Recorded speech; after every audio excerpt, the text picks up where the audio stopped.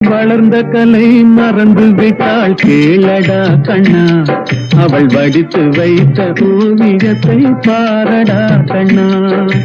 வளர்ந்த கலை மறந்து விட்டாள் கேளடா கண்ணா, அவள் வடித்து வைத்த ஓவியத்தை பாரடா கண்ணா.